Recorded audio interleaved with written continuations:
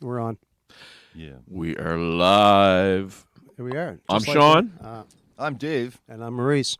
Welcome to episode number 7 of the Bullpen. Man, time's flying. If you were Yeah. French, you'd say set. Set? I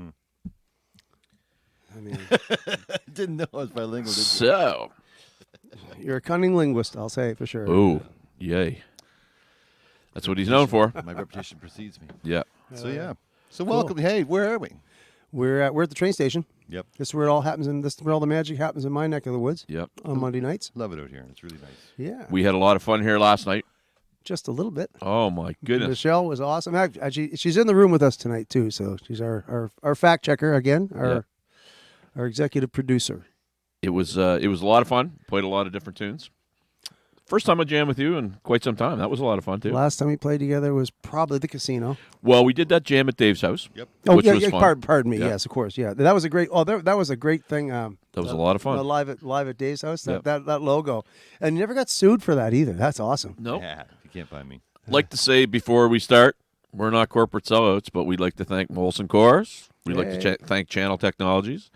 We'd like to thank ePrint, Coors Light, and we would also like to thank Jason McCorston. The young man keeps coming up with the swag for us in the show. Absolutely. If you're watching right now, that is another screen that Jason came up with. Almost on a sent weekly today. basis. Like he's just pumping them out. He is Beautiful. incredible. He's showing up at a lot of shows in town.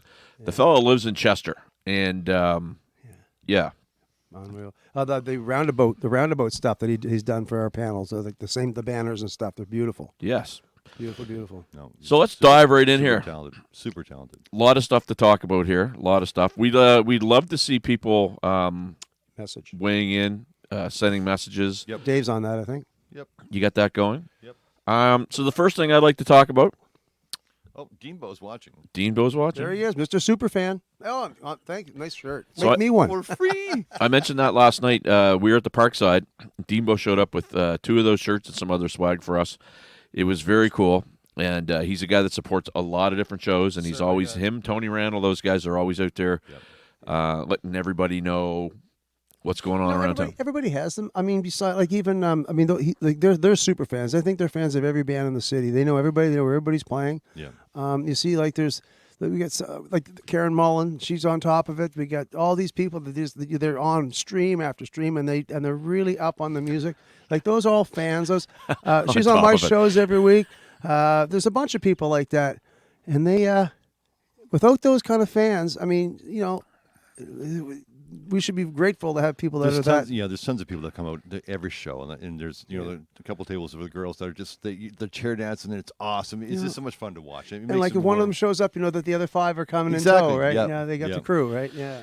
So let's start off with Thanks, some. guys, for doing that. Yes, by the way. absolutely. Thanks so much. Because you know what? We don't get to do any of this unless people show up. That's right. That's the bottom line, right? Yeah. So out of the gates, April 28th, we had talked about this before. The very first Barstools. By the way, we're all drinking our Coors Light. Yay. Yay. Thank In you, a Coors Toronto Light. Maple Leafs glass. There you Mine's go. Montreal. Yeah, there you go. And I have Jimi Hendrix. April 28th, the show started, I guess, officially in what was left of the Crazy Horse, which was a big That's pit right. with some mucky water and a lady across the street yelling and screaming at us. Yeah. But we kind of did you know what, we're going to give this a try, see what happens, and that was the start. To be fair, So we thought it was going to be a month or two, right? We just thought it was there was a slowdown. Who knew? There was- Something to kill some time, right? Well, Sean and I were going right out of our mind, right? I mean, yeah. we talked for well, he was still working, right? But I mean, I wasn't working. I talked for a living. He's a social butterfly. And I couldn't do anything. Yeah, So we just exactly. found this is a way for us to kind of not lose our sanity. And we thought it was going to be for a little bit. Sean had a very full calendar for the frequency. We had talked about putting a little band together too. It was just some things we were talking about, but who knew it was going to turn into this? So we have you folks to thank for that for sure. 1 year later. Yeah. a week from tomorrow night is April 28th, which is the 1 year anniversary of Barstools. Yep. And so we put our collective heads together, the 3 of us. And here's what we're going to do. And we hope that some people will join us. Monty's, we're going to say around 7 o'clock on April 28th, which is a Wednesday. Yep. It's a school night, but that doesn't matter. People got vacation time, all kinds of stuff like that. the new hours. We're going to do our 1-year anniversary for Monty's, and it's going to be myself, it's going to be Dave, it's going to be Maurice Coyne, and Jackie Smith. And what the significance of that, you might ask? What is it?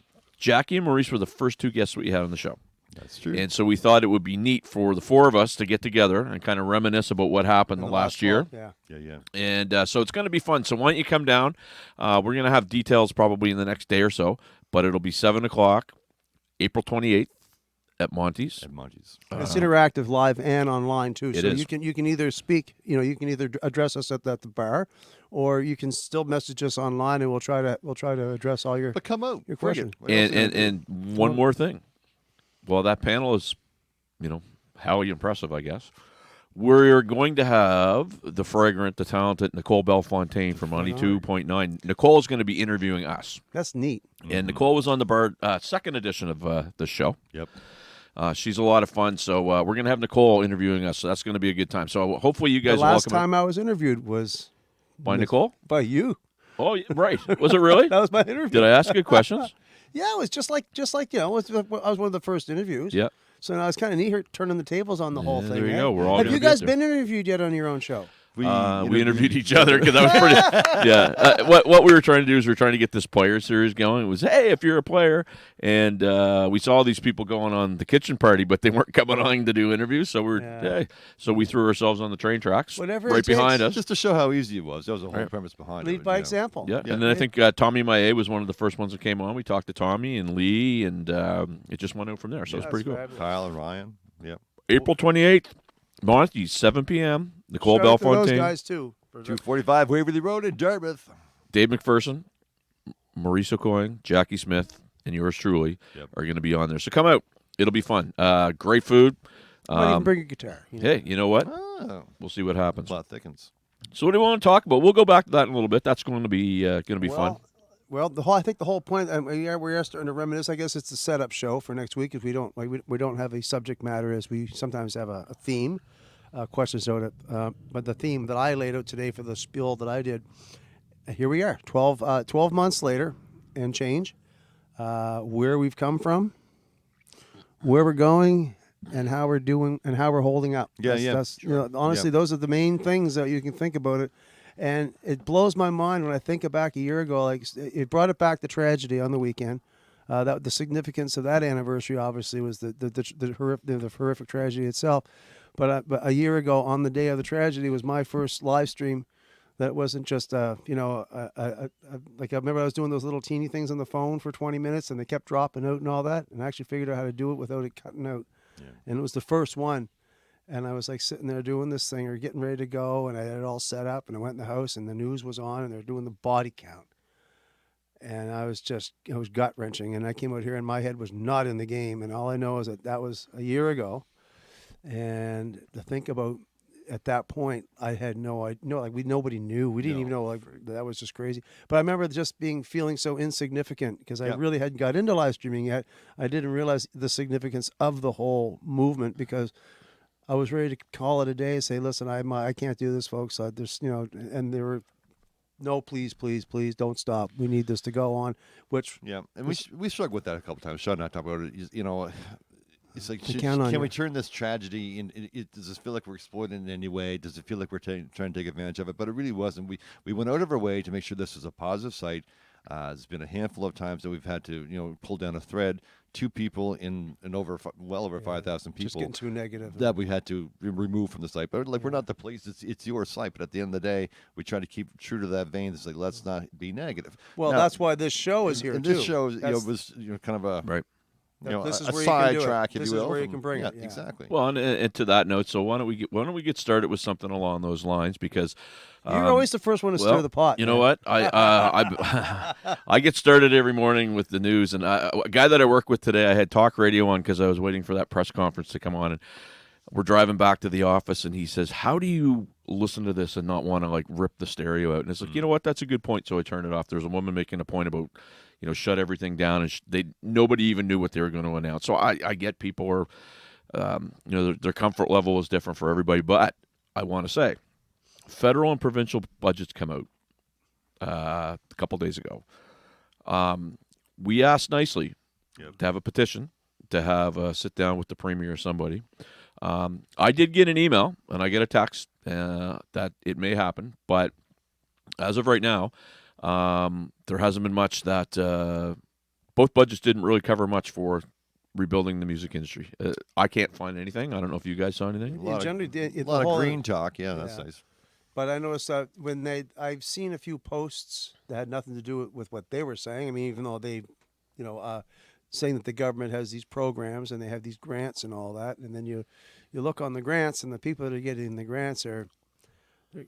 Maurice, have you ever got a grant? Not. I applied for one. I applied for a factor grant and I didn't get it, but I wasn't shooting for the moon and I wasn't disappointed. I mean, it was only my first attempt. Sometimes you got to try it a few times, but I was talking to a few musicians through the pandemic online and looking about these programs, and some people had applied for a bunch of them. I mean, SoCan's got them.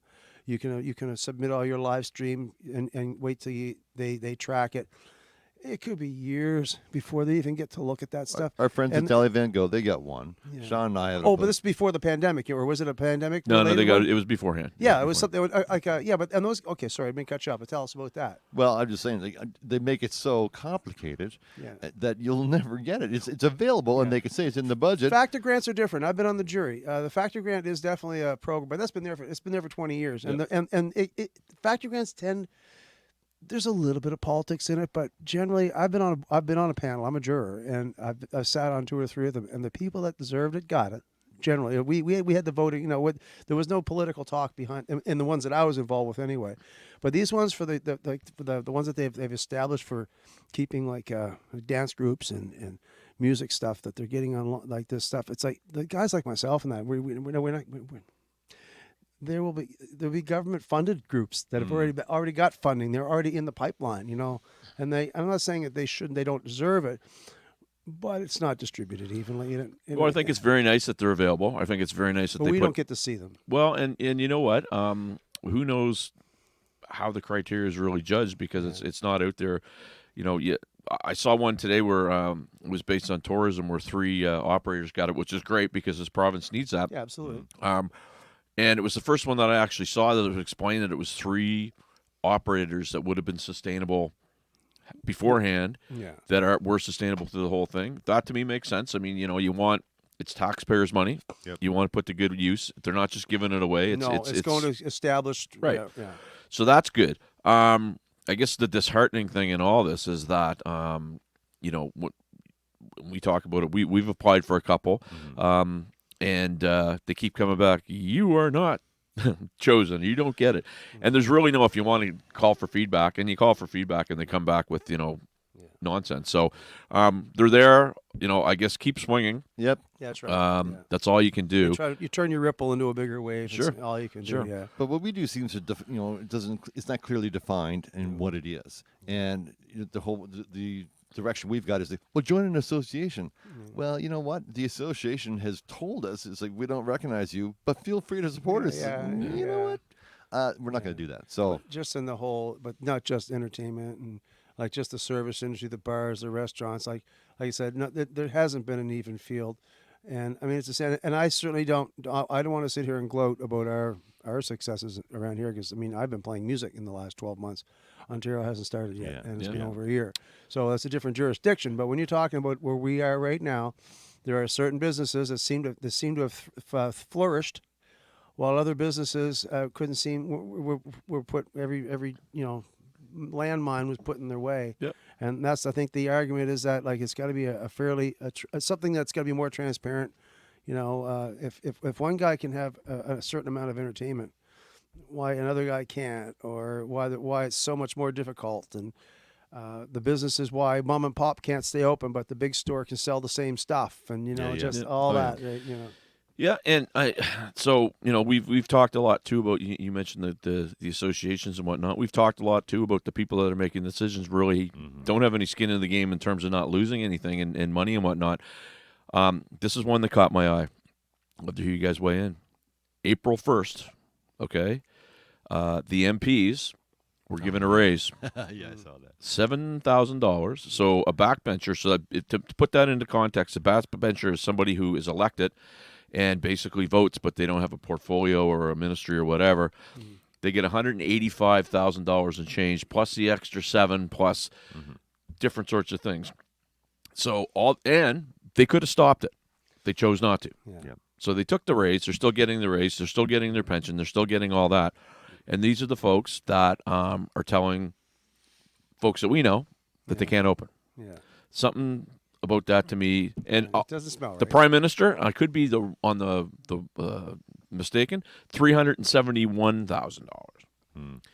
So I don't want his job though. I don't want his job either. But you know what would be great is these folks that are doing what they're doing, I guess because they have to, maybe feeling the pain a little bit and saying, "Hey, we'll take a little bit less money or whatever." The optics of that was horrible. Well, because you think I read about- that interview, and it's like we decided not to donate any of this money or not even take a raise. Even for Like a slush freeze, fund a or something. freeze. A freeze Well, isn't how much many, to ask like how many for. provincial MPs would there be? I don't know what the number would be. Well, 230 some maybe. That's a lot of money. Right, it's a lot of dough. And I mean, think about that. I mean, And their job. I mean, my better half, Leslie here, she works from home now. Her salary hasn't changed.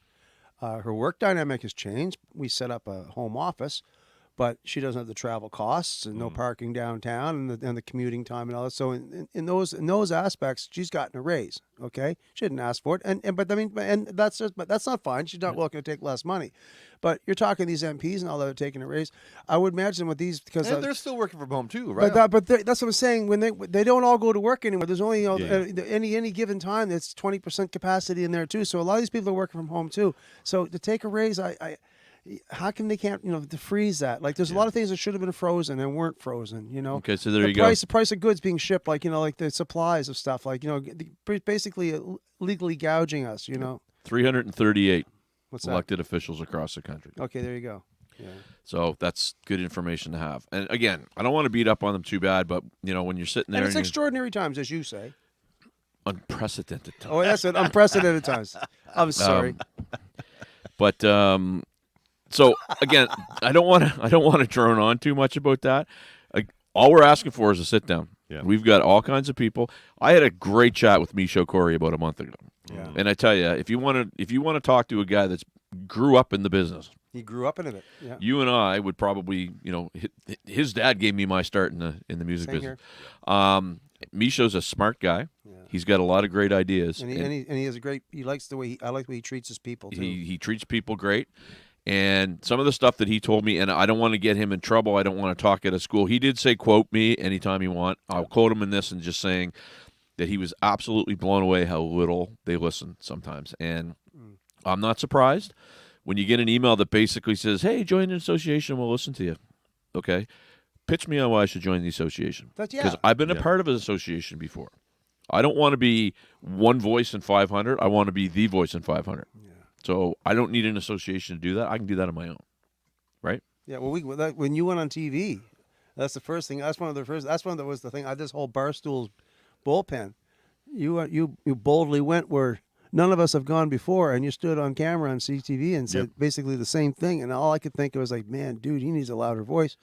We need a forum. And that was my. And was the my, bullpen started. But well, one of the things that I'll tell you, the three of us are sitting here right now talking about some of the stuff, and I mean, we got our necks out there. Oh yeah, for like 400 views a show or something, Whatever it is, right? But we're trying, yeah. But it would be amazing if some of the folks that we know would jump on board, and a lot of them have. Don't get me wrong, a lot of them have. Lots of help, yeah. Yep. But similar to what I used to hear when I was in minor hockey, I don't want to do anything because I don't want to affect my kid. Well, your kid's being affected, and will continue to be affected unless you do something. So everybody that's jumped on that petition, very grateful. They're not listening. I thought this new premier would come in. More of the same. I hate to say it. Yep. But again, nobody wants his job. It's really tough, and I don't want to, belittle or bemoan the job that they're doing. No. Yeah, they didn't ask for this, right? They didn't. God, no. They didn't. So anyway, I think we've beaten up on them enough. But there's an accountability factor, and that's something we had a conversation with that the other day. It's okay to hold your officials accountable. You elected them; they're being paid very well, very well. So I think it's okay that if you have a question, you shouldn't just turn your head and go pee in the sand. Like let's embrace these people. Say, hey, listen, we respect what you're doing, but you know what? You're accountable to us for this and this and this and this. Yep. And if they don't listen, well, guess what? They can be replaced. Yeah. Well, listening is a big thing. I mean, it's funny. I was just watching one of those American news things, and they were talking about the successes of certain countries, and they were trying to say how they got it right and how they got it right. But those successes were measured like last spring, in the first lockdown. Sure. Why are they still trying to figure out what they did now? I mean, like, you think on a global level, it would spill down to every little country and every little province and every little nook. You think that because we have come a long way. Like, literally, I very rarely know. The running joke was, oh, I remember the Abbey Road joke. Paul McCartney walking back, he forgot his mask, right? But not really. But nobody's forgetting. Everybody's got them in their coat pockets now. They're just we've come a long way in this It's year. true. But I mean, why are we still trying to debate the successes of certain places that they measured success 8 months ago? Well, I was listening to Todd Vino today. And if you listen to Todd, I tell you, he's filling in for Rick Howe. Yeah. Todd doesn't pull any punches, and so somebody asked him about what we're talking about, and he was saying the exact same thing. So I'm sitting there and I'm going, okay, that guy's willing to say it, and put it out there. Makes me think that we're not off the mark, right? No, it's true. I mean, it's not the same platform as talk radio, but it kind of is. And very much the And same. the bullpen will keep on evolving into whatever it's going to evolve into. A little different than Barstools, but that works to keep it positive. But this is a wide open forum, and we want your questions. Dean Boharners is saying we should invite these guys onto the show and have a conversation with them. Firsthand, that'd be fun. Let them. I think we need a bigger viewership though to get there. All right. Well, there you go. Well, That's our goal. There's our goal for year right. number 2. I tell you what, prediction. Okay. As soon as all the bars open up, you will find every one of those buggers down at the Triangle or wherever, hanging out, drinking beer. And I don't want to, but that's the way it was before. That's where they were before. Yeah. Right. So, all we're asking is you sit down and talk. And if you don't want to talk to us, that's fine. Talk to the bar owners. Talk to the restaurant. Talk to the servers, the bartenders that are. You know what I mean? Like, those are the folks you want to talk to. You mentioned it in our last Barstools, our last bullpen, actually. You basically said it, and people were questioning our integrity here. You said, look, we're missionaries. If you want to talk to us, that's great. We're throwing it out here for nothing. We're just voices. But you really should talk to the show. You really should talk to the people that own these businesses and establishments and restaurants and bars, and you should talk to the musicians and talk to all that stuff. Start talking to them, and maybe it would be a help, because when you're, like you said, they're calling third parties looking for information because there's no department to call. No communication, and it's a sin because these people's livelihood. It's their life savings. Because we're all willing to work through weird parameters. If we will do whatever we have to do, just tell us exactly what it is that we can do. What a great point, because we've all been doing that. We had 2 shows affected where we had to go from 7 to 11 back to 6 to 10, and then we had to go from 6 to 10 back to 7 to 11. Nobody complained. Nobody did anything. We just reacted. We roll with the punches. It was 2020 was the year of the pivot. Absolutely. Exactly. And that's funny how that word enters someone's vocabulary. Yeah. Now. It's true. Well, we have a big show coming up this weekend, 2 nights, and I hear about numbers increasing. It's like, geez, I wonder if it's going to affect anything, and you got to wonder, to your point you said earlier, Maurice, what their comfort level is, and we appreciate everyone who's come out to a show this year. You know what I mean? If you came out and you've sat in your chair and you've danced and you've participated, thank you very much, and keep doing it. It's there's bars out there who are doing it right. It's safe, as safe as it can be. Certainly safer than the friggin' airport or at the liquor store. At the very least. That's Quick right. math. Okay. $7,000 raise for 338 people. Okay, here we go. $2,366,000.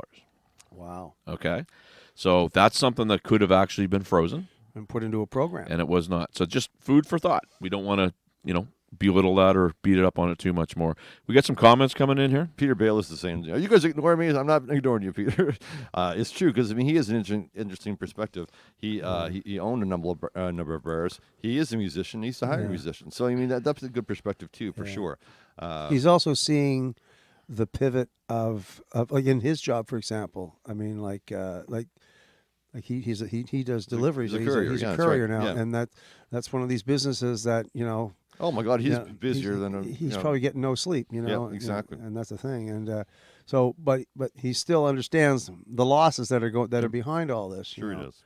But yeah, Debo's saying too about I wonder if any of these politicians have children that are or kids that are playing music themselves. You know, what I mean, are they aware? Can they come out to a show? Can they watch a live show? So we will say yes because we were at Dolly Van Gogh on Friday night. Yep. Isaac Kent's mother, Becky, who is actually she's my councilwoman, she was out. It was funny. Her and I had a chat. It was I had a chat with her before the election happened, and she said if I get in, call me back. And I called her back, and we kind of played phone tag. And the conversation, was more. She was happy about Isaac's show. Mm-hmm. Tony Mancini, another good friend of mine. He's a great council person. And Tony listened, and we were kind of joking around, and I said, we need to talk about this. Mike Savage, I've known Mike for years. Mike said it too. So, I mean, some of it's on us. We got to follow up, and we got to do our thing and whatever, but you know what I mean? yeah, we definitely We're going to keep on keeping on because, to Maurice's point earlier, I mean, we went out of our way to stick our necks above the crowd. Yeah, we're hit with the odd rotten potatoes and tomatoes from time to time, but we're going to keep doing it because it's important to us. It's just something that's in our heart, and we believe in it. And I think our motives are. Good. Yeah, Right? To be fair, it's been 1 year and we've got paid zero. So there you go. We're still doing it. That's it's right. Always about the money. Well, let's be honest. We never know who else would do it. Yeah. Who else would do what we're doing? Yeah. I mean, every time I do a show on Monday night, every night, and same thing with you when you guys were here last night. When can we do this again? This was a lot of fun. They know how much work I put into this. Absolutely. They gave up their night. They're not looking for me to pay them. I remember Paul Henlon, one of his fans, one of his number one fans, threw a gratuity our way, and I split. I said, Dan. He said, no, don't worry about it. I said, no, we split it. I sent him half because it wasn't somebody that was regular on my show. It was going to be somebody that's followed the show now. And I insisted on it for a laugh. So he said, yes. So he went and bought a pizza and whatever. So it was kind of neat, but it's not about the money.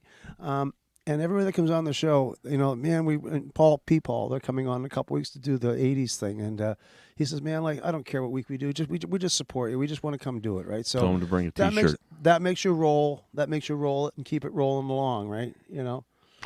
Wait, what the T-shirt? What's that? He's got his own T-shirt. Oh, they're wicked. He's got a great brand. Yeah. So I want to talk. You got me thinking about something else as you were talking about that. So we won't say who, but Dave. Well, more Dave than me. And then after I saw the response, I sent a response, and I'm still waiting to get a response back. But essentially, one of these associations said that they reviewed us, and we were more about the cover bands and the bar bands, so they didn't feel that we were a fit for what they were doing. And my immediate thought was, isn't that interesting? Because when we started this, you came on right away. Yep. Jackie came on right away. Yep. Yeah. Part of our branching out to beyond our borders was because some of the people in our own backyard basically said we weren't big enough for them to come on the show. Won't name names. Doesn't matter who it was. They were a little shiny. Well, and that's fine. And so we took a lot of flack when we started having the Darby Mills and the Lee Aarons and the Liberty DeVitos. And I remember getting a text saying, it used to be about maritime music. And it's like, guess what?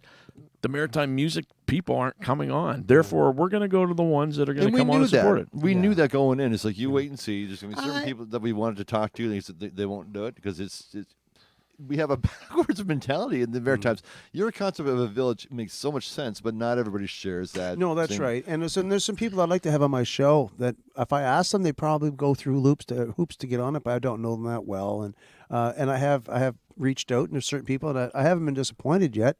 My shows have all been good, but there are kind of people out there. I think I understand what you're saying. It's like, if I ask them, I don't want to embarrass them and make them have, if they don't feel like, because they think that we're like this little homespun little thing. But one of the first people that jumped on board with this when I started doing my show was Leona Berkey. And she's a mover and a shaker on community radio. She's a fabulous singer, great voice. She's got lots of good music on the radio. She records top-notch albums up at Lake Winds, up in Cape Breton there, and she's got all the right people behind her. And she was drawn to Barstools. She was drawn to the Roundabout. She's drawn to everything we do because she said that's what that's what people want. Yeah, that's what they want. So with Liberty DeVito and those guys, they feel charmed by coming down here and giving their perspective down here. Here's the interesting thing.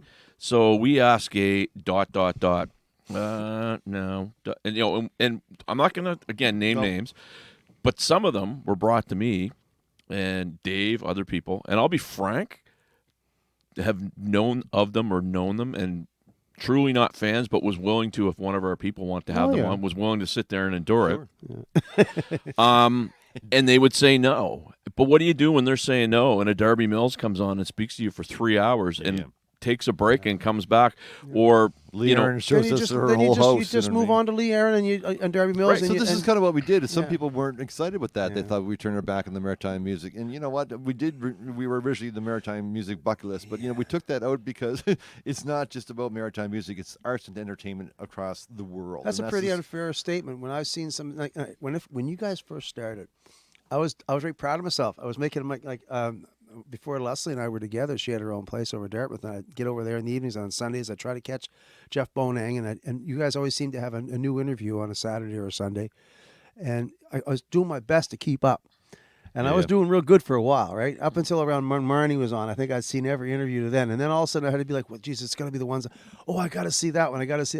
You were just rattling them out. But what I was amazed with was obviously the people that you brought on. I was like, man, where did they find that? They must have reached out to you. Some of these people, like, you just. I mean, honestly, and then, but when you're talking about maritime, like guys like Daryl Chesson. He's not a musician. He is a musician. Actually, he plays his own music, but he's not. But he's a road case guy, right? Yep. And I mean, I've been dealing with him for 30 years. And the lines, the fact of the matter is, that's a maritime company that anybody that's in our industry, they know exactly who Ocean Cases Peter is. Henderson and Tortec. One of my favorite interviews, to be honest, was talking to Russ Brandon from Music Stop. Yeah, that was a great one. Oh my God, he was so knowledgeable. Yeah. And, And Bruce Wheaton, another one, right? You know. Yep. But these guys, like I'm saying, is like that's maritime stuff, and it's not like you say, it's not just about the face of it.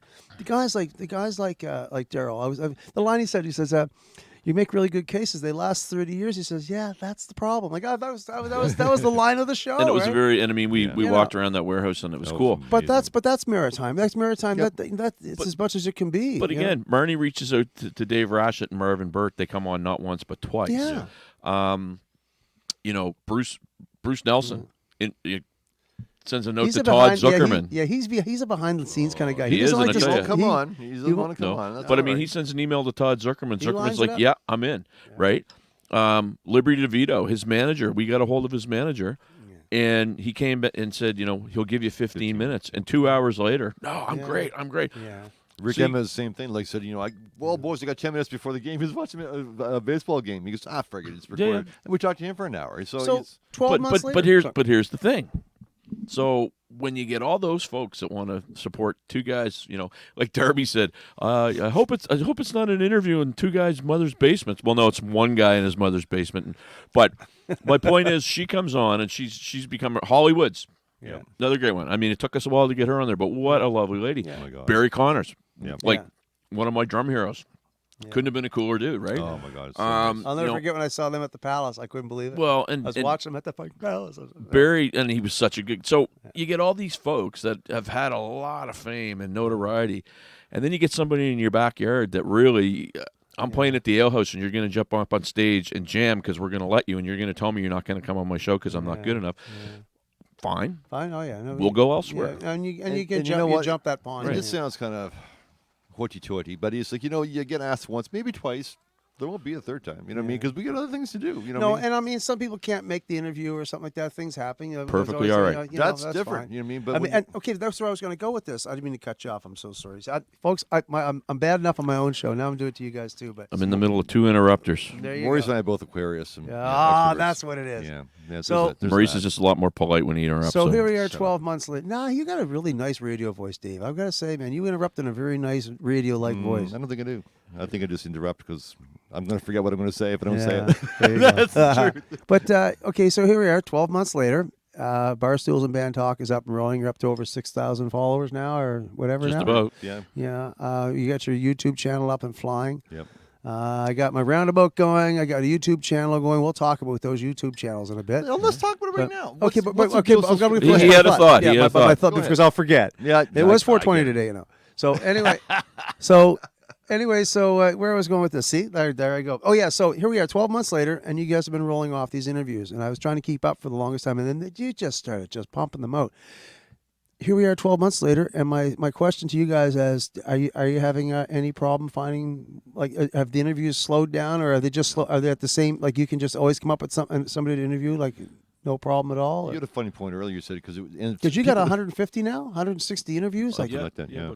It's kind of funny because a lot of folks said, "I can't wait till Friday night when the show is on." What time is the show on? I said, "What time is the show?" Like we don't think that way because sometimes we did 3 or 4 a night. Yeah. Some days we didn't do any for like a week and a half, 2 weeks at a time, and then we did 3 or 4 a night. So it's a matter of just when it happens to be. Yep. Your schedule, like somebody's working overtime, so we're not doing one tonight. Somebody will send it. Stephen Marsh is a great example. Yeah. Why don't you interview this person? Why don't you we like the challenge. Yeah. We had somebody else that and Danny Bourgeois, if you're watching, bud, we tried to get him on and we had some scheduling things. It was us and it was him, and he's been very busy. Talked to him today, but somebody said get him on, and I mean, holy smokes, great studio, Pumpkin Patch Studios in New Brunswick.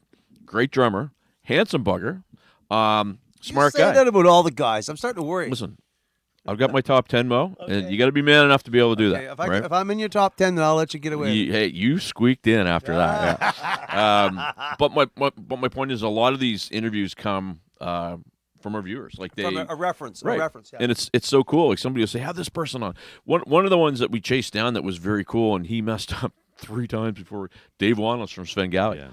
Sven Galley was the first bar band that I saw at the Crazy Horse that I went, holy smokes! And I think I want to be in this game. Give me a break. Dave was a super cool guy. Yep. And then we had Dan Phillip, who was their drummer. Yep. For anybody that's wondering, Mo's pouring himself another beer. I think he's peeing. No. I'm pretty sure he's peeing. We'd like to thank our corporate sponsors, Molson Coors, Channel Technologies, and ePrinted. I figure it's a good time after that we should do that. But anyway, so that's kind of, hopefully that answers the question, but that's where it's coming from. So yeah, but that's great. I've had people like since my show started saying you should get so and so in your show. Yep. And some of those people I know, I haven't. I reach out to them. I haven't gone. I have bucket list shows that I'd like to get going, and I think I'm getting enough. It's getting momentum. Like the show is starting to get. It's getting there. You know. Can I give you a piece of advice? What's that? If you got a bucket list show, reach out. Yeah. Because we never thought we would ever get a guy like Todd Zuckerman. And I remember Dave's moving into his house. Yeah. I get it. Bruce Nelson. Tommy Maillet says, get Todd Zuckerman. No, Bruce sees the comment, sends an email. We're loading in this couch very badly, I might add. Don't call it the Dave and Sean Moving Company. Terrible. Bruce is like, we got him.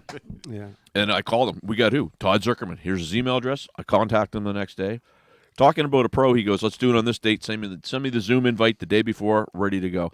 Yeah. And the funny thing about that one that will always not, forget the fact that we fooled Tommy Maillet and it was great. Kyle and I were going to Dolan's, and we were playing Dolan's, and Todd couldn't do the interview till about 9 o'clock. So we did it from 9 till 10. I went and picked up Kyle. We got on the road to go to Fredericton 11 o'clock that night. So, I guess that's something when you say missionary work, it reminds me it's truly missionary work because, we rolled in there at 3 a.m. and, thank God Barry Hughes had the place ready for us and we were ready to go, right? So, Well, I think like since I started doing my show and you guys have been doing your interviews and all that, all I can say is that it has been like I said, we are missionaries, honestly. I mean, I really thank David Chernecki so much. He's been one of my first corporate sponsors. He has a family business, and he's experimenting with his analytics as well. And it's just a small pittance, but it's a help, and it's teaching me how this big thing works too. And you guys are doing the same thing. Thanks you once again. Thanks to Coors Molson and all our friends and guys right down to Jason McCorston and ePrint It and these guys. I mean, they're helping us out, and I'm learning to graciously accept. And you know what I mean? And that's been the hardest thing for me is accept. Let's get a little granular in our sponsors because I like to point out the three. So Molson Coors comes on. Brandon Children and his team. It started with Monty's, and Nancy said, I'd love to do a promo. She hooks me up with Brendan, and now it's basically, what do you want us to promote? And we set it up, and he makes sure everything's there and they're ready to roll. They provided us with this banner. Yeah, you got to love the stuff. Right, the backdrop. They take you. very good care of us. Channel Technologies is run by a gentleman by the name of Peter Doggett, who's a good friend of mine. We started this, we were doing the free Zoom. So it was kind of like, 40 got 40 minutes, right? Yeah. And Peter's like, well, why don't you get the real Zoom? Because we don't have any money. How much? And I told him, no problem. Peter, I got to hit you up again. Yeah. And then he printed. Yeah, it's been a year. Right, oh yeah, right. We're coming up on. We're coming I'm running up. out too. Hey, want to get me on board? Right, but he printed. So Greg Sinclair sends me a text and says, I would like to run a promotion for musicians and artists. Yep. And so I said, well, You know what? Great. So he comes with this 40% off, which is huge, Yeah. and they do great work. And I'll tell you And something the about nice thing, Greg. he give the banner that he has that we used at that last show. Right. It looked nice, And they turn it around quick. And Greg's a musician himself. Him and Warren have a Warren Sin, I think it's called. And Warren Sin, yeah. Greg played me a tune last week. and Amazing singer. He should have been singing for Yngwie Malmsteen. We'll just put it that way. But they do great work. So Well, that side hustle banner, he put that together in minutes. Yeah, like you said Just in that. You minutes. said it's they whipped it incredible. right I up. mean, it just Yeah. guess if he does.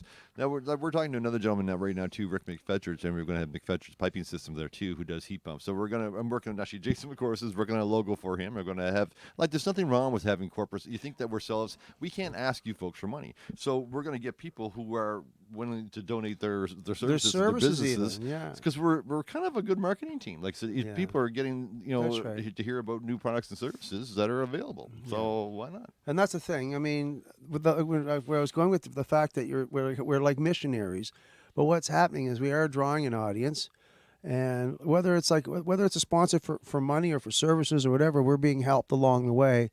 It kind of it validates what we're doing. Sure. I never started to do this for money. You guys never started to do it. We did this out of boredom. We're trying to keep ourselves from getting depressed. Yep. And it seemed to be something. But then what keeps me going, and we were just talking about this, is that just when you think maybe I should take a hiatus for a while, I don't want to hit a plateau. I don't want to have to start looking for people to come on my shows. When people are saying, please, just anything we can do to help. So you start, next thing you know, it's like people look at me. I bump into people I haven't seen in a long time, or I'm talking to somebody on Facebook, and or I see somebody, and they, geez, man, you look like you're doing good. I see I haven't seen these guys in here, but they see what I'm doing, and they take notice. And I'm thinking, wow, I'm reaching people. So, and then when people come on the show, like last night's show was a rousing success, and then somebody's piping up people I've never had on my show before because they're friends of Michelle. Or your fans from Side Hustle, and they're saying it's all great and all that. Now I'll see them on my show next week, and then the village is starting to grow, and then that kind of like, well, you know what?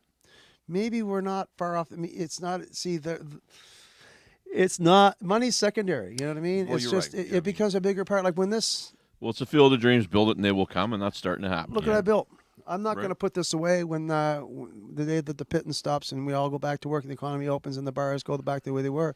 This is something we spent a lot of time, energy, imagination. That's right. Everything, we poured our souls into this. I warned you guys, or not warned you guys, but I begged you guys not to burn out. How often now? Well- I mean that as friends. You know You guys know what was put a cool lot- though? We were doing it last night, and Leslie had the teleprompter going where it was like, and it was like big, like because I'm going down kicking and screaming. I'm not ready to wear glasses yet, and the questions are coming across, and that was a nice touch. Yeah, and Right. we're learning this on the roll. As you know what opposed I to mean? grabbing the phone and going, "Oh, what's Dean Boharnis saying? Let me expand very- the screen out." Right? She very politely pulled me Hold aside. my phone so I can read it from here. Yeah, exactly. But she very politely pulled me aside. I use this thing now, so I spend less time looking at. I mean, there's somebody playing a song, and I'm waving at somebody and show you should be watching what's going on now.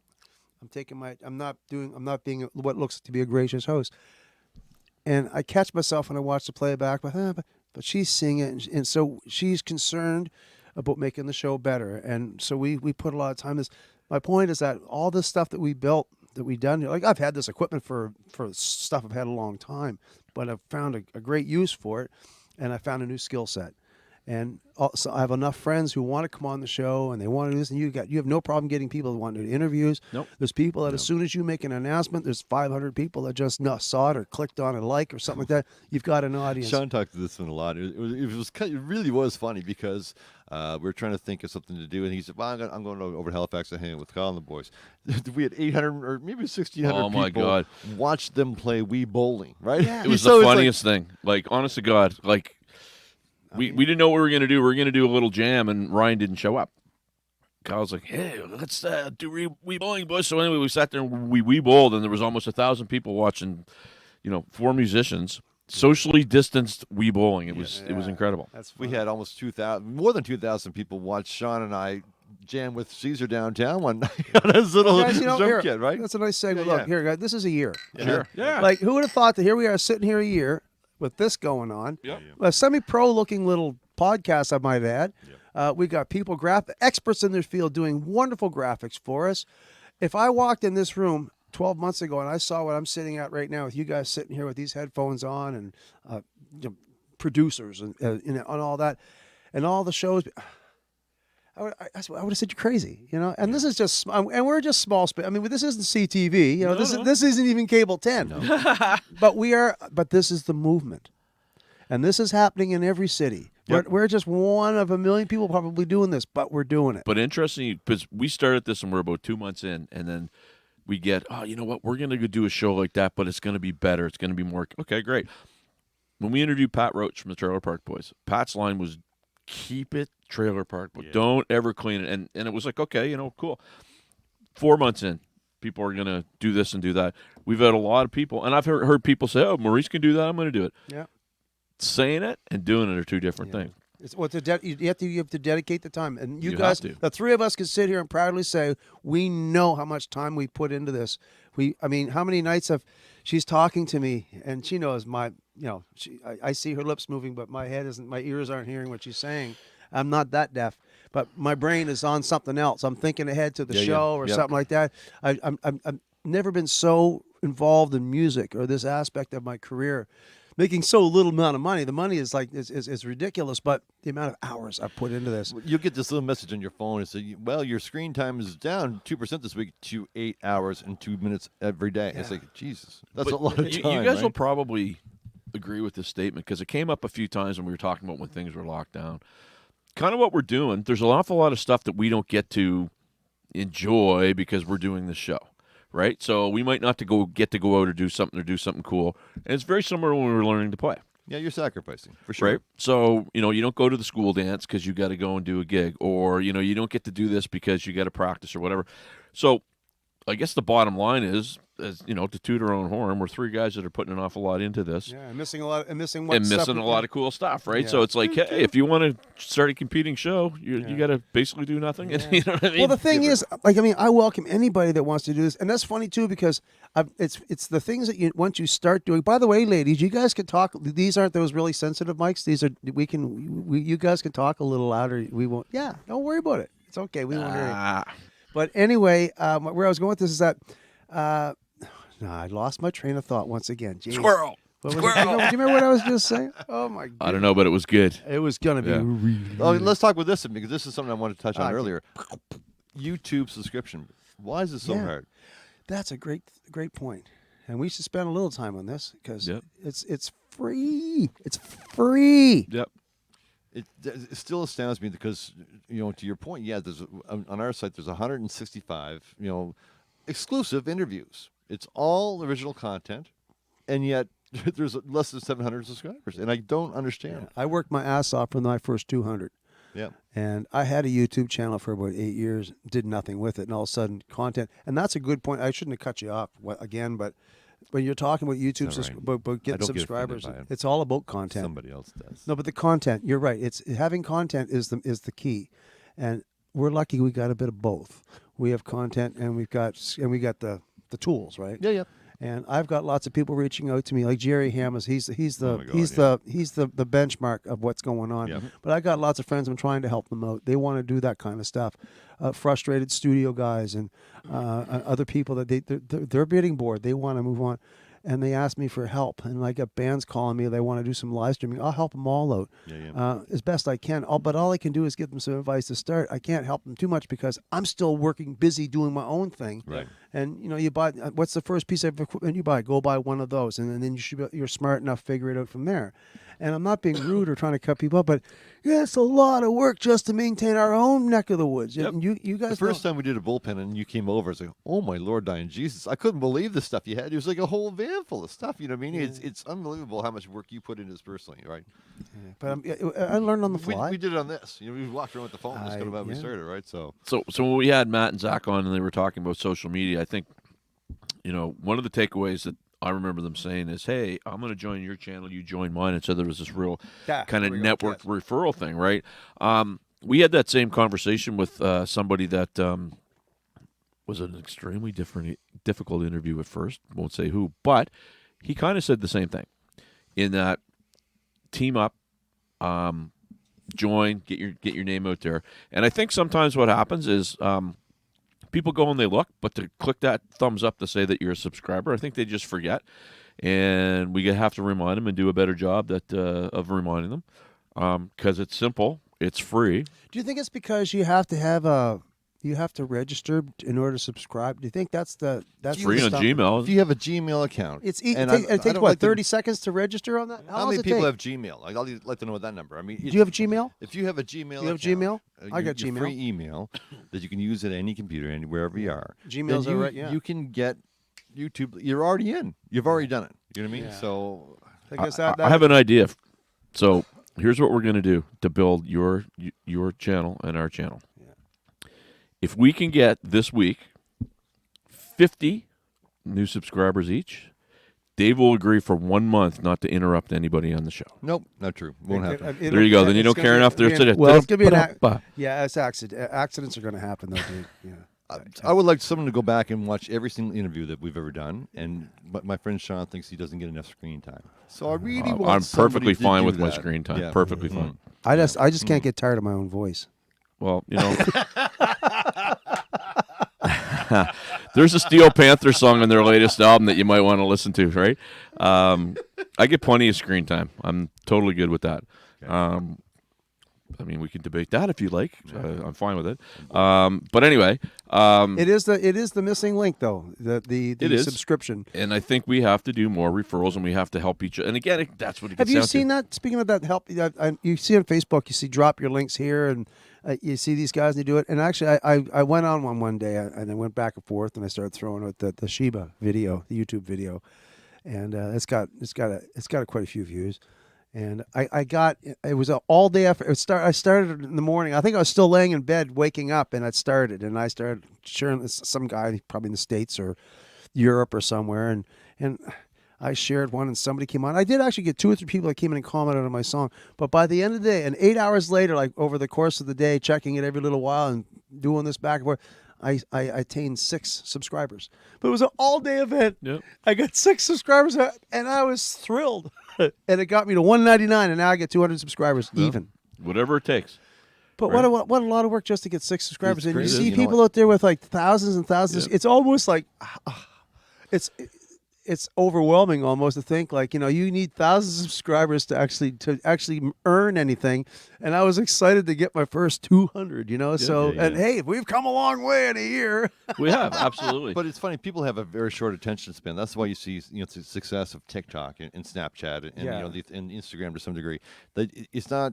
And sometimes I wonder if are we putting too much content out there? Like, because our interviews will go anywhere between 35 to an hour and 35 minutes long. But if you watch 5 minutes of that interview, does the whole interview get credit, or is it just strictly viewing time? It's the time. It's time, Yeah, it's that viewing tick, time. tick, I've tick. got But- almost 5,000 hours of time. But you guys are very smart, and I started doing this recently too. I listen to those kids. Those kids know what they're talking about. Absolutely.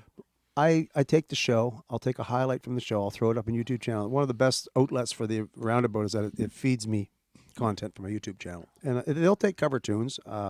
You don't get paid for them, and there's no monetizing. But you won't get strikes against you because the owner approves and does the commercial. Well, sometimes they do. No, but that I've would- got shut down by No, Billy but Joel, they'll- by yeah. Bon Jovi. Facebook, No, but I'm though. saying, but there are certain, Facebook. but this is I'm talking about the YouTube stuff, on right? YouTube. Yeah, but Like you our- can, and certain people will make, they won't let you put it up, Yeah. and they'll tell you it's not strikes, but and Jerry told us about all this Yeah, kind yeah, of stuff.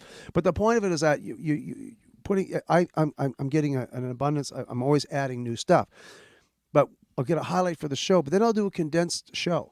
I'll take all the bullshit out, like the 5 minutes that we're trying to get the cameras working or something like that, or the technical stuff, and make a nice little abbreviated version of the show, 35, 40 minutes long. It's true. And then, so they're watching one of the videos and they like what they heard. They might watch the next 15 minutes straight through before they switch or get on to something else, because that might be able to hold their attention a little longer than 2.5 minutes, 3 minutes.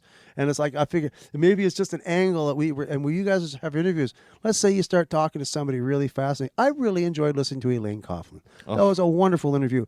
I said, I got 5 minutes. And next thing you know, I'm rushing to get out of the house because she kept my attention for an extra 10, 15 minutes before I had to run and catch the rest of the interview. But those are very smart. Those interviews are great because The average audience participation time, viewing time, is 9 minutes. yeah.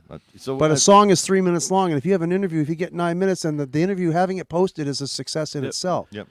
And some of those one of my favorite ones, if you can name favorites, we interviewed Ron Keel, who Yeah. I grew up with. I always say Ron Keel and Mauricio Coyne, two biggest pitchmen that I Yeah, know. but he's just got the energy. He's kind of reminds me. He's one of those kind of guys, kind of a little bit like a Sebastian Bach Well, kind of guy, right? You know, our friend Doug Franklin from RFL Records connected us, and Ron sent me a very nice email, and it happened to be the night of my birthday that we were able to line it up. And the first thing he did was, "Hey, by the way, happy birthday!" And like, what a pro. yeah, Right, Yeah. and I would tell anybody that's watching this, go look at that interview with Ron Keel. You want to see a guy whether you like the music or not, and I love the music. From him, I met Dwayne Miller, who was his drummer, who I grew up idolizing. The real people, yeah. and when you spend the time to go on there, it's so cool to just watch them in a setting that's just where they're laid back and having fun, right? Todd Kearns. It comes natural to them. Todd Kearns was, oh my God, It was so amazing. Like when we think about the caliber of the people that we've talked to so far and who they are and who they've worked with. Now we don't necessarily ask for referrals per se because it seems kind of crass to do that. But I mean, it's just so exciting that we've earned our stripes to get to that point where we can talk to these terribly talented people, And right? that's you earned your stripes. You Well, put the time in. yeah. You know, you started off as let's do this for a couple weeks till we're bored, right? And then you realize that it got drawn out, but then you kept raising your bar and you got bigger audience. And I did the same thing. I never started the roundabout till the fall, but we take calls. Can we do that? Can we take calls? How do we do that? We take to the chat. We got the chat. We've been doing the chat. Well, I'm not getting my Wow, take Collins. That'd be kind of neat. Yeah. Hey, Dave, rubber hits the road here with the get past Messenger and go to text. But anyway, we could do Collins. Hey, if anybody wants to call in, we'll figure out a number. So Dee is saying congratulations on the 1 year anniversary. Well, thank you very much, Dee. Can we have a little fun here for a couple minutes? No, we don't have any fun on this show. Because No fun. And I'd like to say that a lady that I've known for a very long time, Tanya Celiakis, made the point about keep Barstools fun, keep the issues on Bullpen. Yeah. And so it was great advice. We're doing that. But I want to have a little bit of fun here, just for the people that are watching, just so they can kind of get to know who some of these folks are. So, Maurice, we talked about this in your. We'll do it again. So, a young Maurice Coyne. What Young was Maurice Coyne. Yeah, well, and you're pretty still young. young. What was the artist or the person that got you interested in wanting to start to play music? I would have had an uncle Okay. or a family member probably wanted me to get me into music. When I was a little kid, I wore Buddy Holly glasses. I had prescription glasses when I was in grade 1, and they were ugly as hell. They looked like Wayfarers when Wayfarers weren't cool. And I remember seeing Buddy Holly with his glasses on. I thought, man, he's a rock star, because he didn't look like, he didn't have, because back in the day, when I was 8 or 10 years old, the popular artists had sideburns. They looked like Elvis Presley and all that, but Buddy Holly had those big glasses on. That's all I remember. I wanted to be like Buddy Holly, so I thought he was the coolest guy ever. But so I drew a little. I remember I was a good sketcher with pencil. I remember I was about 10 years old, and I made a fake album cover. And I drew a self-portrait of me with my big Gorky glasses on, and I wish I'd saved that stuff. I didn't. Isn't But that anyway, your driver's license picture? but I mean, that's before I knew how to play anything. Right. I mean, I was not a musician. I was 10 years old. I thought, it'd be kind of cool. I mean, air guitar, maybe on a tennis racket or a badminton racket. But as far as, I have a couple of uncles. My uncle Edmund, he was a great inspiration. I have, on my dad's side, my uncle Mark. On my mother's side, they always came to house parties and brought their guitars. And then I actually learned how to play guitar. I went to visit Newfoundland with my family, and my Uncle Jim's dad, Sam, had an old Gibson-style copy guitar with high, the strings. I don't know how high the strings were. My hands were bleeding, but I was just learning. And it was a family event. Yeah. I learned from family. So, and then I'd show up at family parties, and then I felt it was the most amazing feeling to be actually, now they're listening to me, and they're look, he's doing so good and all that. And then as far as playing with bands and all that, I remember who I started playing with, but I can't remember when I was good enough to actually get to make the jump from just playing in my own little world for my uncles and all that to actually playing with buddies. I don't remember the exact moment, but it definitely, my inspiration came from the family. I didn't see anything on, that. How about you, Sean? I was long-winded. Well, I was going to throw it over to you first. All right. I could have My done answer that in might 30 surprise seconds. people. I'm sorry. So inspiration, I mean, So what you're saying, that resonates with me too. I mean, every time we go back to Cape Breton, and that's where my dad's family's from. Are they a musical family? Well, yes and no. So they were a little bit, but it was the camaraderie the joy that they had. They had an accordion and a banjo and a guitar, and the spoons were going. And I just remember being just really captivated by that aura of joy, and it's something that's like, well, how do you get that, and no one in my immediate family played at all, right? So I guess through school, I mean, taking ukulele, me and my friend Michelle talked about ukulele a little bit too, and then taking band. I had my French horn. I did that. I did enjoy that. I wanted to be a drummer, but you start playing, and it was just, I think probably, I think you talked about this before. Mike Freeborn was my first friend who played in a band, and you should play guitar and I'll play drums and we'll be rock stars. And it kind of started that way, and it's just, I love that feeling. My favorite part of it, to be honest, and Sean and I talked about this before. I mean, I don't have the How long have you dedication. guys been friends? Have you been since junior high or something like that? So so when you started, and you guys were, you guys both got into the game around the same time. You guys were in school and high school. That's right. Yeah.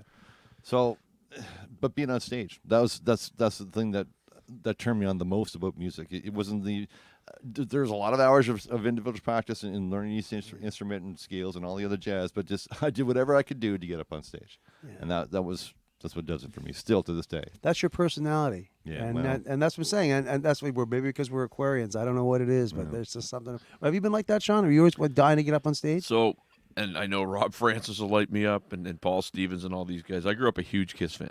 Yeah. Huge Kiss fan. So did I. But Eric Carr was actually my guy. Oh, and right I tell you how so my friend Todd Zaney, we used to go to Todd's mom's place on Christopher Avenue where I grew up. His brother David had a ton of Aerosmith and Sabbath and Kiss and whatever. And I remember getting into Kiss, and I remember seeing the People magazine of Eric Carr when he joined the band, and I was just like, wow. And then I heard the guy play. I got into Peter Criss after him, but he was my guy, and that's what got me going. The first set of drums I ever played in my life was in Paul Lawson was my neighbor, and Right. Paul had a set of drums and was gracious enough to let me try them. We started a little band in the neighborhood, didn't really go anywhere, and Ian Fancy that Dave and I both played with plays in a band called Midlife Crisis. Ian grew up playing soccer with him, and truth be told, he used to bully me, and I threatened to beat him up. And anyway, but Ian and I just started jamming bass and drums, and then we brought Peter Dome on in, and that was the nucleus of our first high school band, and kind of away I went. Yeah, and those guys are all still. They're all still doing it. They're still in the orbit too, right? Yep, right they're around still in us. Europe. And that's what's cool, right? Because as we're doing this, we're hearing the same stories from guys that were 10 years before us, and it was and they almost sound the same. Like they haven't been lost in translation too badly. You know what I mean? Yeah. Like they almost sound the same story. Like, exactly. It's neat. We were in that band. We sneak in under the bars and talk with Svengali and. Well, there's a band called Sire that came out. Brighton Rock was another one. That's what I'm thinking. And it's funny because we were filling out a grant, and part of it was, name what you've done. And so I started naming bands that I had the pleasure of opening for. And, those were the days, weren't they? They were. You didn't know who you were going to be opening for until like 2 days before the gig when you're already booked. You're playing the Misty Moon, but you don't know who's coming in on the weekend yet. Exactly. But you forget it. Yeah. I mean, I had a 30-some-odd year apology in the making with Rick Emmett the night that we opened for him, the night that the Blue Jays won their first World Series. And I got off the stage. Rick was not going on until the game was over, and if anybody remembers, it went in extra innings.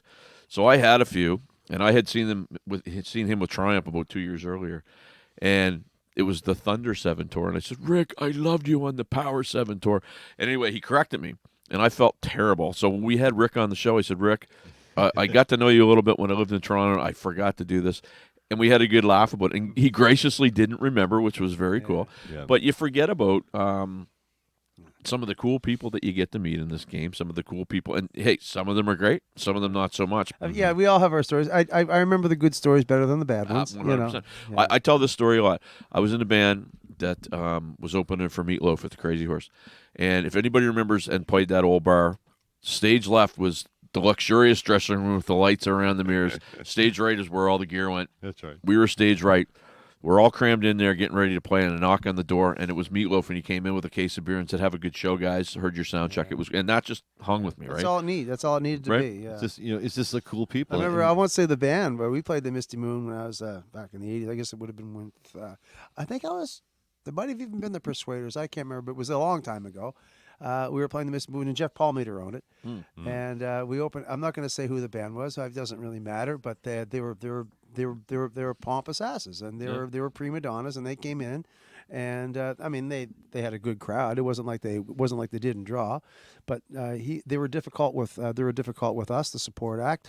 They were difficult with the in-house technicians. I remember James Albert was pulling his hair out, and the staff they treated the staff poorly. And anyway, so when they left town the next day, they left a piece of their equipment behind. They left a part of their lighting system, and they left some gels and stuff behind. And they were heading off to St. John, New Brunswick. And Jeff, by accident, sent the package to St. John's, Newfoundland. Oh, there you go.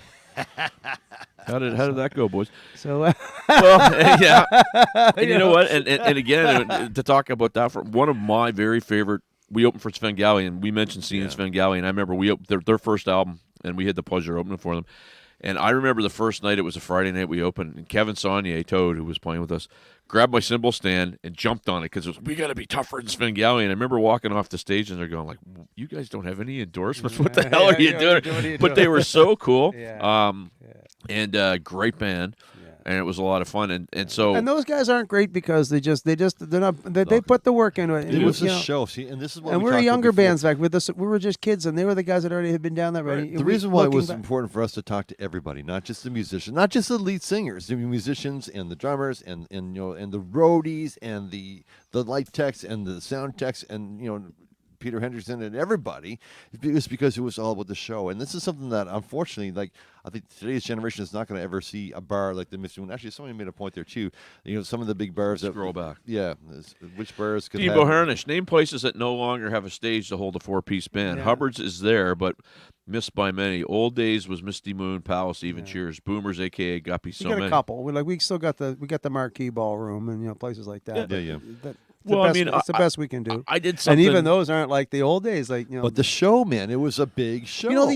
People don't know that missed that generation. People go to the Moncton Casino, and we say like, what did it look like? It looked like the Moncton Casino, and we had 4 of them around the city. Yeah. You know what I mean? Like with the big drawn curtains and the big lighting rigs, and the tour tech would come in with their truck, and we'd be like, we would be rock stars. I always thought that the Paramount Theater would have been a cool place to put a bar. Well, I played the Roseland, which was Rosa Parks. That was the theater that Rosa Parks that's neat. had her thing, right? Not Rosa Parks, sorry. No, you're talking, the Canadian Rosa Parks. Anyway, sorry. I apologize. Viola Desmond. Thank you. Yeah, she's on the our bill. $10 bill lady. Yes. And it's still there. So. I apologize for that. I'm normally way better. Oh, that's okay. That's okay. But here's my dilemma that I'm having now. Play Monty's. I have 2 floor toms on the stage. Where the heck am I going to get to play 2 floor toms in a lot of the clubs that we play? No, you can't. Yeah. You're lucky if you can get 2 rack toms up. Well, we can put drums it's a split crow. I used to love playing the split crow, but oh my God, it's a hard station. We play. We like hybrid band, Side Hustle brushes and there, brushes right? at best. We or electronic drums even. It's those days, and we can sit there and talk and reminisce about the old days. But you know what? Like I was coming back to my dad. My dad's still alive. He's slowing down. He's got all kinds of health issues, but he's a stubborn old bastard, and he's wonderful. And he's been living with leukemia for 20 years. He's got skin cancer. He's losing his hearing. His eyesight's bad, and he gets up every morning, puts his feet down on the floor, and he gets up and he starts another day. And he's my hero. But the point of it is that when he was first born, he remembers seeing biplanes flying in the air. They were trainer planes. I mean, we had jets in the air by then. We're almost into the jet age. But the point was, he remembers seeing those little cloth-covered planes flying around. He did his school homework under an oil lamp. He remembers when they brought electricity into his house. Yep. And here he is at 80. He hasn't done it recently. He's slowed down a bit. But he was Skyping my sister in Winnipeg a couple of years ago on a regular basis. So you think of where he's come in his world. But in our world of entertainers and rock and roll and all that, like ballrooms and dance halls and all that. That was the norm in the 40s and the 50s and then the 60s and the 70s. Like we were lucky to have seen that. And now you see everything is a fleeting moment. There are big clubs, but You can't. There's just everything's moving too quickly. You can't slow the world down You enough know to put something, that though? many people in a room and keep it there every weekend. One thing I love, Mo, and we talked about this last night. Dave and I have talked about this before, where you have this limited capacity seating, you have to sell out reduced audiences. And people will pay more for tickets. They will, but it's like I keep saying it's like watching Elvis in Las Vegas in '73. They're all sitting at their tables, they're golf clapping, they're drinking their martinis. People are wearing fur coats, and it's so cool. And it's a vibe. People are paying attention. And you coined it at the Frequency Show. Yeah. You got to raise the bar. Yeah, you got to give them because now they're looking at you. They're not. There's no distractions now. Yeah. No. There's no dancers, and the thing is, there's no dancers blocking the view of the drummer. You know. Well, that's the thing. But I will also say that if you're going to show up and cross your arms, we get to see you better too. So you might know. Yeah, what to do. that's a valid good. point. That's a valid point. two-way street. Absolutely. Wow. But that's the thing. When and here's another thing. This is why I applaud the bars. I mean, I know our discussions tonight are kind of meandering in every different direction. What? But you look at bars like, and that's why I applaud Nancy and Arette. Yes. They're giving up the door, which they've always done, but the door could have meant $150. And when the Persuaders used to play for a guarantee, and then when playing for the door became the norm, it became a struggle, and we started playing downtown, we got spoiled. I'll admit it. Sure. I'd rather play there for free and play my own music and open up for a bigger show or be part of a benefit or something like that, and I'll do that anytime for nothing. But to play there and get the door now, when you put all the work into it that you do, and she's still giving you guys the door, and you think about that, you're actually making more money now. And she's told that the bands now that are selling it are actually doing better now than they were when they were trying to get $5 to get ahead, and now they get $10, $15, $20 at the door. The problem is, and this is where the generosity and where it blows my mind how supportive. Those are the bars that we support the most, because they're the ones that put the most back into our industry. Is that they have to still sell twice as much beer That's right. to cover the lack of capacity. Yeah. And they can't just double the price of beer and expect us to suck that up either. So they are taking a hit, even though the bands are actually technically. So there's an impropriety. So I applaud those places, like Dave and Darlene. They get it. Dave made a good point the other night. We were playing there. Said, "Listen, your job is to get them in the door. My job is to serve them well when they're here, so that they come back." And that's a very good point. That's his job. But you you play as good as you're going to play for 20 people or for 200 people. Oh, yeah. But he's got half or less than half capacity or whatever his maximum capacity is. And he's not allowed to overserve and get you drunk and plastered and falling all over the floor. So once again, his hands are more tied than yours are. But the fact that some of these clubs are willing to still do that out of the love of supporting the music, which they've done before. Monty's wouldn't have spent, $250,000 on that production if they didn't want good live entertainment in that bar before the pandemic, let alone during the pandemic. And that's the thing. To your point, Mo, Barstools, with partners with some of our partner bars, have sold out 9 in a row shows. Yeah. Number 10, I think, is coming. Battle to Hell, Kyle Boudreau, Ryan Boudreau, that gang, Sam. 10 tickets is left. I think it's less now. Right? It could be less. But my point is, we're hustling for not only ourselves, but for other people. Yeah. You hustle for me. Well, and that's easy because, you were one of the first guys that jumped on. But my point is that what you're talking about is kind of what the spirit of this whole thing is. We'll help you if you help us. And we've had one instance where we weren't even promoting a show. And basically it just ended up not happening. And I'm not saying it's the magic of Barstools, but what I'm saying is if you buy into everybody helping everybody, it's a different way of doing things right now. We'll go back to the old way. We don't know. But it is what it is for now. And let's just keep doing it, right? Yeah. We're Kearney Hucksters. It's kind of what we do. Shane has a good point here. Shane said, Shane Moore, who's been on the show, I believe that every generation says that time needs to stand still, slow down, and go back. But we can only try to keep up with where we're led and stay on top of those venues that go above and beyond. That's a song, dude. Great Why don't you point. put that into a song? And you know what? And Shane. That's so Shane, I hadn't man. seen Shane in a long time. He came on the show. He came to our live show. You were there. You were on the panel. Yeah. And I tell you, Shane's one of those guys. He's one of those guys that's doing it, man. He's on there all the time. I'm one of his greatest fans. I'm telling you, and he's always been an entertainer. He was great on the roundabout too. He was great. No, he's a great guy. Speaking of Kearney Hucksters, Molson Coors, Channel Technologies, ePrinted. Are we missing anybody? Is there anybody there that? Well, again, we don't have the logo up for Mcfedrich yet, but that's something we're going to add to our little mix. Can I do some shameless By all plugging on mine? 100%. Okay. First of all, like I said, you guys have taught me a little bit about that. You're very good at breaking into a show and interrupting a conversation in a good way, saying, Are you talking "Well, to Sean? I'm talking with Sean Briggs. We got to pay some bills here." And you're Oh, so yes. eloquent, and I'm still learning how to do that. I think the biggest thing for me is that I'm so willing to do stuff for other people. She tells me I'm so generous and all that, but when people offer to help me, I feel awkward and humble sometimes. So sometimes if I have a sponsor, I feel like I'm selling out corporately. And I'm trying to get more relaxed with that. Thank God her son has been so patient with me. He's been very good, help me sponsorship, learning how to do this, and listening to you guys dealing with the sponsors and all that. It's a whole new skill set for me I'm working on.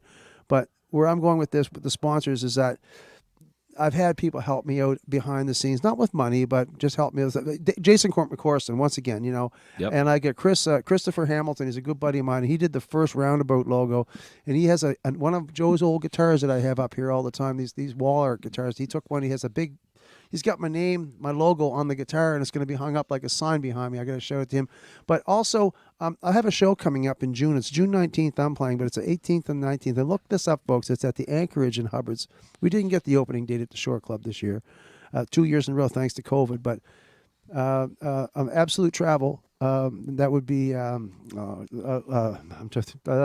Elaine Pink. She's been great.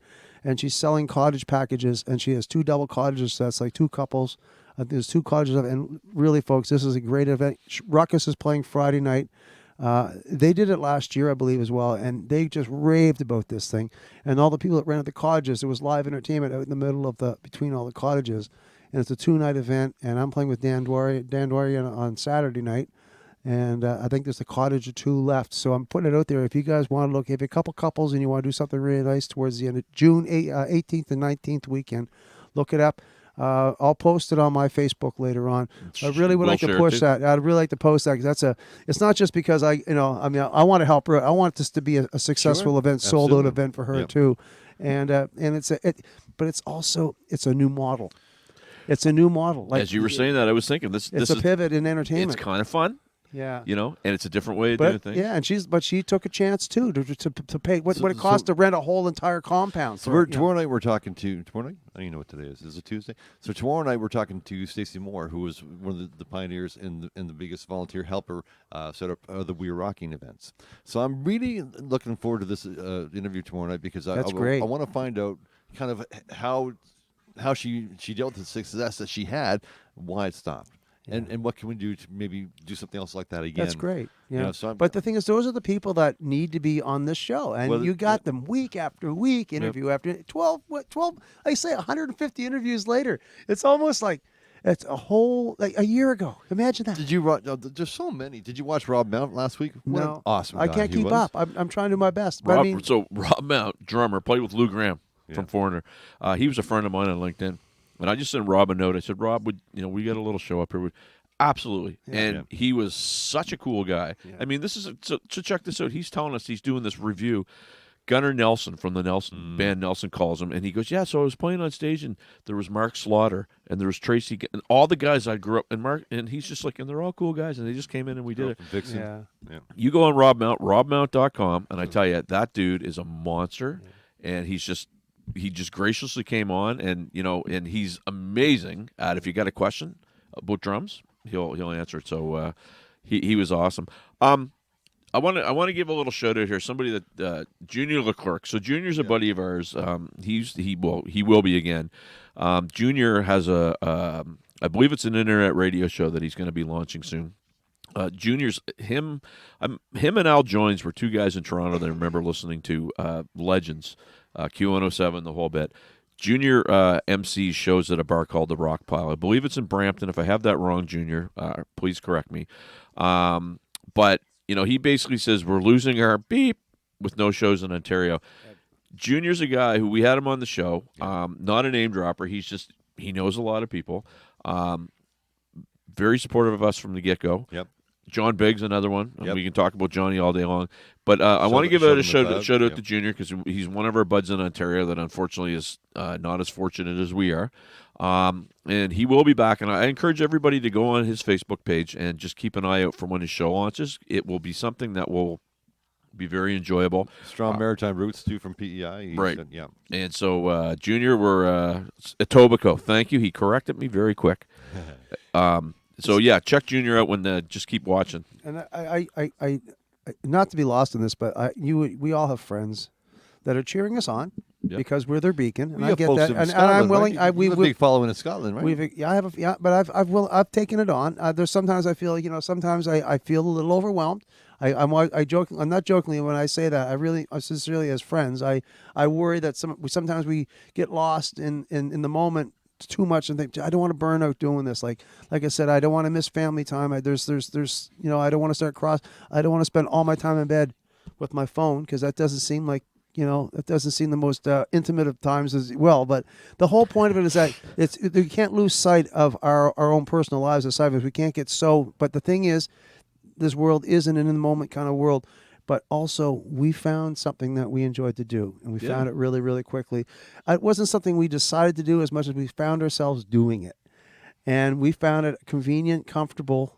Once we found our audience, once we realized we were good at it, I was good on a microphone. I didn't feel like I was ever a loss for words. Like I said, I cut everybody off. But the point of it is that we have lots of friends who wishes they had that natural, like they can't do it, or they don't feel comfortable doing it, or it's completely out of their comfort zone. I didn't know I would be good at this until I started doing it by necessity. I did, because I've played with you before. And you've done radio. I knew you would be good at it. But I didn't know at the time. But I mean, you've done radio shows and but stuff. You've done karaoke. I've seen you out there. Yeah, but you don't think of that. I've realized. I mean, it makes sense. If you but can hold the audience's attention as a lead singer in a band, brother, you can do that. I didn't realize this. So I was saying, but I mean, I know lead singers who can't do that, and I just know people that this overwhelms them so much. Actually, I was a bit overwhelmed myself, but I have a great partner. You know what I mean? Let me jump on there for a second, because this is one of my favorite posts that we put on there, and it's probably been the most viewed and the most commented on, and has special bearing to me this week. You shouldn't do this stuff on your own. If you're feeling overwhelmed, if you're just feeling blue and down, we put this post out there, and I'll put the numbers out there again. Yeah, it's on. I put it it's on our feed tonight too. Yeah, that's not on the screen, but it's on the. Oh, post. I didn't know. I couldn't see it. Okay, I made cool. sure it was on the feed Perfect. post. Yeah, well, and that's just read it out. Yeah, it's the Nova Scotia Mental Health Crisis Line. It's 1-888-429-8167. Again, 1-888-429-8167. The Nova Scotia Mental Health Crisis Line. And for the Kids Help Phone, please use it. 1-800-669-6868. Again, 1-800-669-6868. We usually have that rolling at the top almost every bullpen. Yeah, we didn't have it tonight. But you know what? It's so important. You know what I mean? It's so important that this is like my therapy, really. But here's the thing that you just said. So we've managed to get pretty good at this. It's found us. We just found our. But three buds sitting around talking, and it started before the pandemic, but it ended up like this. It did, but we're also very inclusive with people. Yeah. We've said time and time again, you support us, we will support you. Absolutely. No questions asked, right? So anybody that, me personally isn't getting support from me, I'm not one of these, I'm not a score sheet guy. I'll gladly do something and never ask for any return. No. But if you're out and out not doing it, I'm going to put my time in a Mauricio Coing, or I'm going to put my time in somebody who actually notices or gives a shit. 100%. So, and it's a real simple methodology and rule for me. So Rob Mount, the perfect example. Like, so we're getting ready to talk. The day before we're talking to him, he's already put it on his website. You know what I mean? Hey, getting ready to talk to Dave and Sean from Barstools and Bandtalk. I know, I love that. And I think that's so cool, because it's all about the village. You scratch my back, I'll scratch your back. We're gonna escalate up a little higher up the ladder. It's neat, and it validates you too.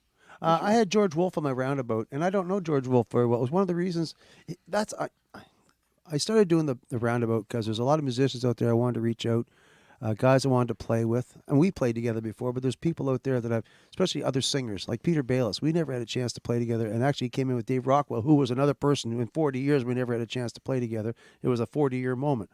But George Wolfe, I don't know him very well. But he's a terrific songwriter. He's got hit songs on the radio. He writes songs for other people. He's a really nice guy, and I just knew him from. I've just known meeting him in the bar. But we never really get a chance to know one another since he came here, moved back. So he comes in. I asked him politely if he'd like to do the show, because I've been reading his posts and his six.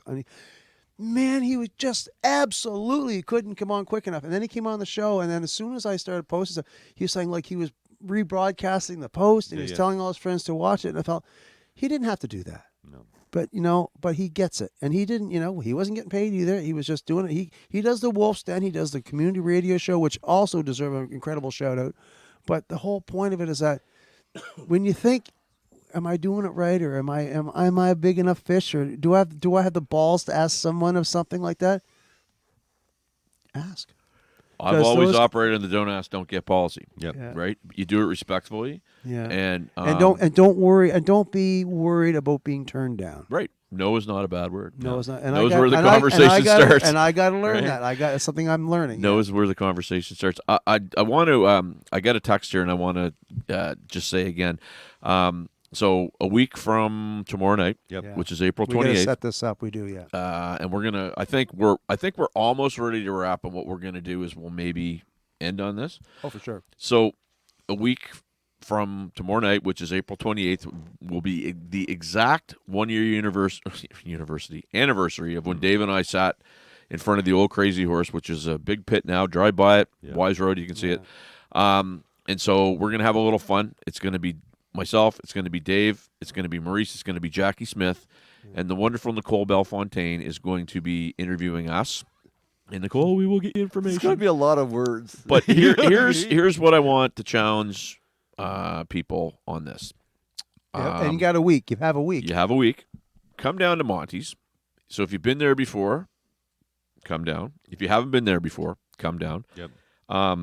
Come down for some laughs. Come down They'll for take some your fun. temperature. They'll do all that. You'll be safe. You will be in a totally safe place. Support them. You know, you're going to have 4 knuckleheads on the stage being interviewed by somebody that's very extremely talented. But it's going to be fun, and it's going to basically be us talking about what happened the last year. And, you know, will it be fun? I think so. Yeah. Will it be interesting? I think so. Yeah, I think it's interesting. Obviously, 6,000 people think Maybe that you want to you see us guys are crash interesting. and burn. If you want to see us crash and burn, show Maybe, up then but too. you know what? We'll get Maybe your some ass people ass. are waiting for that to happen. Yep. You know, bring Oh, it on. you think? Bring it on. Really? Well, but here's the thing. Here's the thing. If we crash and burn, fine and dandy, but we're going to crash and burn in front of an audience, and a lot of other people are going to Can be you doing that. imagine that? Right? Yeah, that's So we right. do. So, and I don't mean to throw down in the cocky sense, but I say it all the time. If you don't like the show, I got your $10. Thank you, and And I don't even think there's a cover charge for next week. Folks. no, there's So- not. So you can't lose on this No, one. You it's can't lose. going to be It's fun. a Just win, come down. win. It's our way to support the bar. Yeah, absolutely. They've been a big support since this whole thing started. Well, and they were one of the first ones that came on board with us, Yeah. right? They took the biggest chance. I've explained this before, and this is, I hate to drag this on, but Monty's Bar was the first bar to actually have a ticketed event with as many with more than like 6 people in the was our bar. show. I mean, it was a It was sold our out show. it was our first It was show. your big show with a panel, and even though we didn't have a full band on stage, but people came and sat at their seats, and that was like.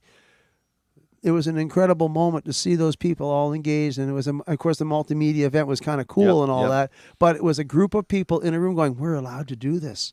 Just don't anybody screw up. Everybody behave yourselves." But the balls that it took Monty's to buy into being the first ones to do it. 100%. You know what I mean? And every other bar was waiting for the crash and burn. They were waiting for the train wreck, right. and it didn't happen.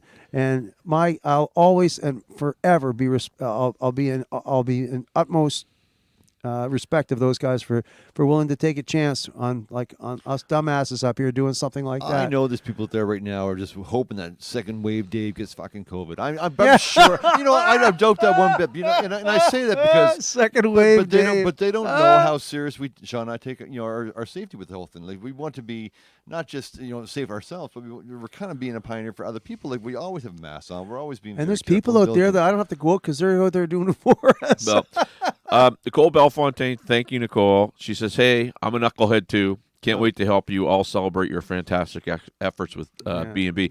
And that's validating, guys. It is, and Nicole is, we had, like we said, we had her in the bullpen. She's a hoot, and she won't pull any punches. You know what? I guarantee you, she's going to be the toughest person on that panel that night. She can ask me anything I want. It's going to be fun. You know what, guys? I think we got to wrap. This has been a lot of fun.